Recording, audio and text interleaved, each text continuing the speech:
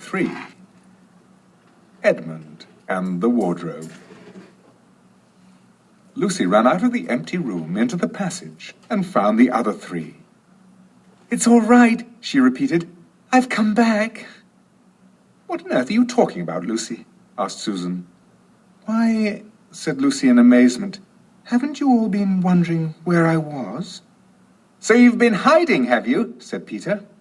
"Poor old Lou, hiding and nobody noticed. You'll have to hide longer than that if you want people to start looking for you." "But I've been away for hours and hours," said Lucy. The others all stared at one another. "Batty," said Edmund, tapping his head. "Quite batty." "What do you mean, Lou?" asked Peter. "What I said," answered Lucy. "It was just after breakfast when I went into the wardrobe, and I've been away for hours and hours, and had tea, and all sorts of things have happened." "Don't be silly, Lucy," said Susan. "We've only just come out of that room a moment ago, and you were there then." "She's not being silly at all," said Peter. "She's just making up a story for fun, aren't you, Lou? And why shouldn't she?" "No, Peter, I'm not," she said. It's a magic wardrobe. There's a wood inside, and it's snowing, and there's a faun and a witch, and it's called Narnia. Come and see." The others did not know what to think, but Lucy was so excited that they all went back with her into the room. She rushed ahead of them, flung open the door of the wardrobe, and cried, "Now go in and see for yourselves." "Why, you goose," said Susan, putting her head inside and pulling the fur coats apart.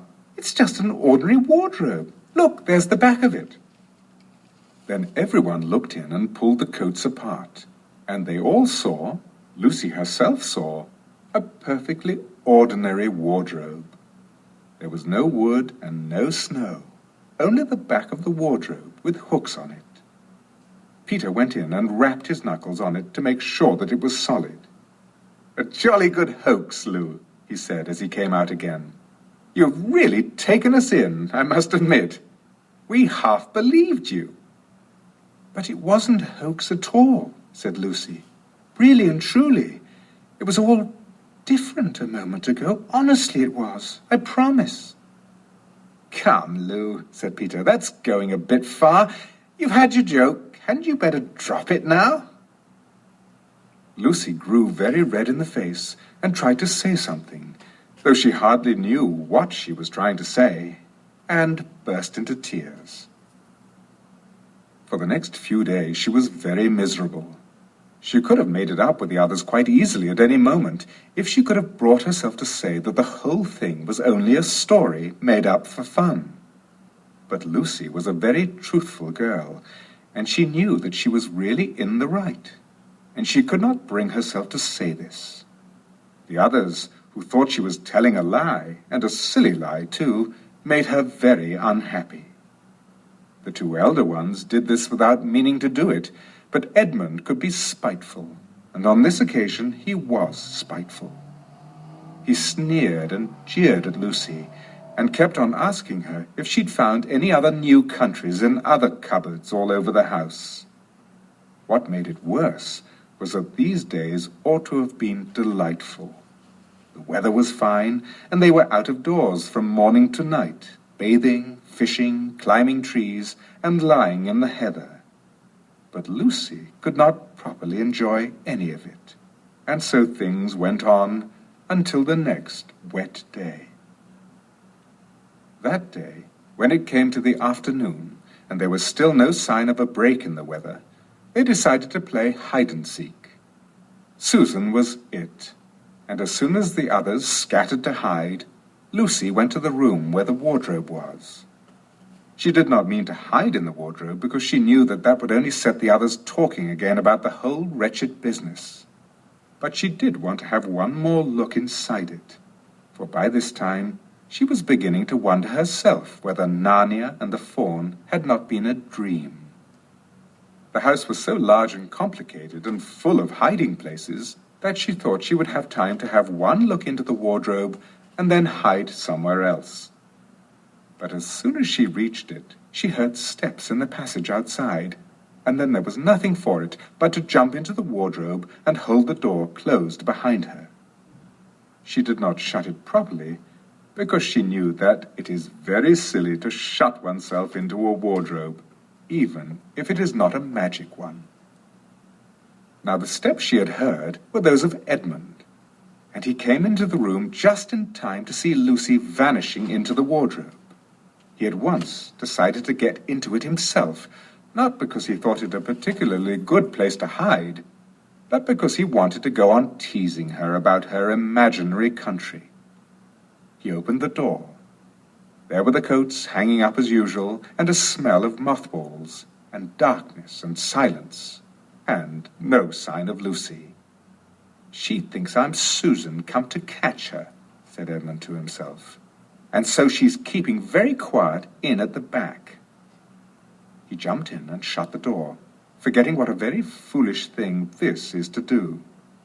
Then he began feeling about for Lucy in the dark. He had expected to find her in a few seconds, and was very surprised when he did not. He decided to open the door again and let in some light. But he could not find the door either. He didn't like this at all, and began groping wildly in every direction. He even shouted out, "Lucy! Lou, where are you? I know you're here." There was no answer, and Edmund noticed that his own voice had a curious sound. Not the sound you expect in a cupboard, but a kind of open-air sound.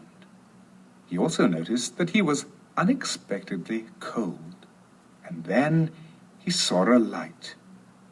"Thank goodness," said Edmund. "The door must have swung open of its own accord." He forgot all about Lucy and went toward the light, which he thought was the open door of the wardrobe. But instead of finding himself stepping out into the spare room, he found himself stepping out from the shadow of some thick, dark fir trees into an open place in the middle of a wood. There was crisp, dry snow under his feet, and more snow lying on the branches of the trees. Overhead, there was a pale blue sky, the sort of sky one sees on a fine winter day in the morning. Straight ahead of him, he saw between the tree trunks the sun, just rising, very red and clear. Everything was perfectly still, as if he were the only living creature in that country. There was not even a robin or a squirrel among the trees, and the wood stretched as far as he could see in every direction. He shivered. He now remembered that he had been looking for Lucy, and also how unpleasant he had been to her about her imaginary country, which now turned out not to have been imaginary at all. He thought that she must be somewhere quite close, and so he shouted, "Lucy! Lucy! I'm here too! Edmund!" There was no answer. "She's angry about all the things I've been saying lately," thought Edmund. And though he did not like to admit that he had been wrong, he also did not much like being alone in this strange, cold, quiet place. So he shouted again, "I say, Lou! I'm sorry I didn't believe you. I see now you were right all along. Do come out. Make it Pax." Still there was no answer. "Just like a girl," said Edmund to himself. "Sulking somewhere and won't accept an apology." He looked round him again and decided he did not much like this place, and had almost made up his mind to go home when he heard, very far off in the wood, a sound of bells. He listened, and the sound came nearer and nearer, and at last there swept into sight a sledge drawn by 2 reindeer.